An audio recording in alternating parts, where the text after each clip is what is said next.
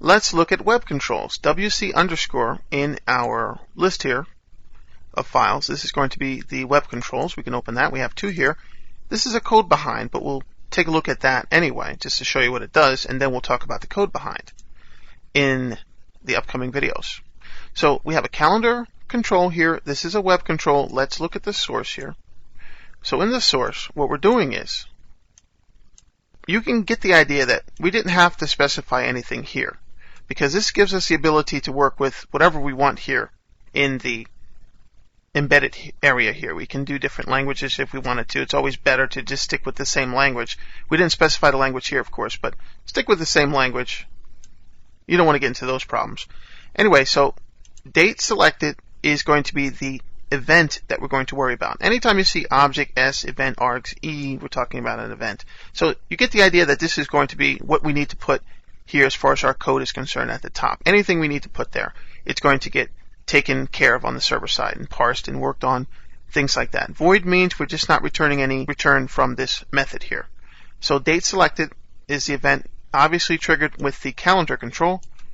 Do a switch statement to see if the selected dates count is going to have different values here.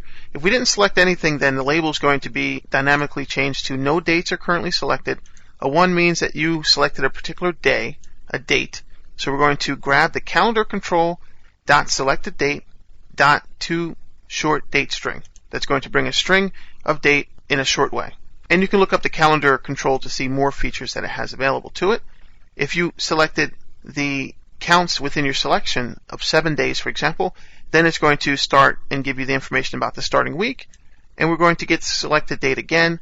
This time, it's going to bring back the same thing, but it's going to be a different value, and you're going to see that. This is the week starting a particular date. So that value is going to change based on the week starting within the selection.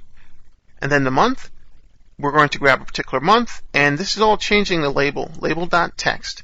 And we're going to just change that text and say that we're grabbing the month, starting with this date, same thing again. We'll see that. No big deal. Just some things. You can see this working with the calendar control, working with dealing with your dates and things like that, looking at some more documentation. This is a web control. Different syntax. ASP : this is signaling that it's a web control, and then calendar is the name of the control, so this together is going to signal that this is going to be the calendar control. We give an ID, that's the ID. ID and name is referenced. Run at server again. We're running it at the server. Again, it's doing processing. It's just doing different things. Then we have the on selection changed. And this is when the event, like your on click or what have you, on selection change. If you want to see what else is there, use the space bar. You see that we get the code hinting coming up, the IntelliSense, and then you can see everything. I could talk all day about this calendar control. Really. Look at this. You have so many different things that you can work with. Look at the styling you can do as well. Some things you don't want to mess around with. You don't want to mess up your HTML too much. But like I said, this is all server side anyway. But it does get a little bit long in the tooth there when you're doing all these different things. These are your events. On data binding, when you're actually data binding there. When you're actually disposing of the object or initializing the object. On load is when it's loaded, right before it is loaded. And then we have on selection change, which is what we're dealing with. So when you change a selection, just like if you change the list box or selection box, what have you, then it's going to actually call the date selected event handler. That's going to fire that. We have some custom code up there. That's when it's going to do that. And then you can see we can actually change the format. The day name format is a short name day format or day name format. And then we have all these other properties that you can see. A lot that I was just showing you there anyway. So you can take a look. It's very self-explanatory. The names are great. They're nice. So you can just take a look and see how that works. But you're going to notice that we also have, this is our normal tag here. It ends, or you think it ends.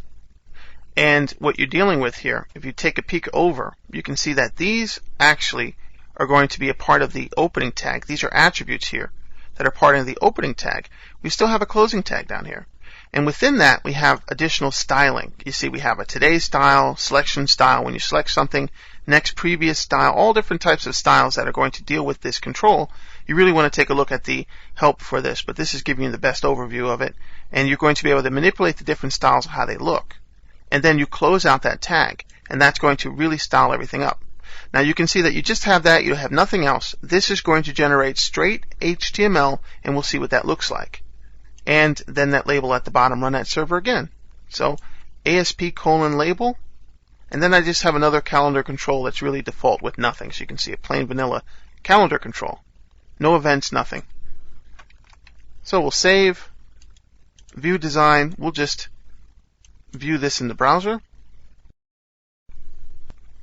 And when it comes back, you can see the formatting is all nice in place for us. You can take a look and experiment. We can go through and see the different dates and months. You can select a month, select a week, and this is all the styling. Select different weeks and things like that. Look at this. This is really cool. And then you can select a day, all types of things. We view the source.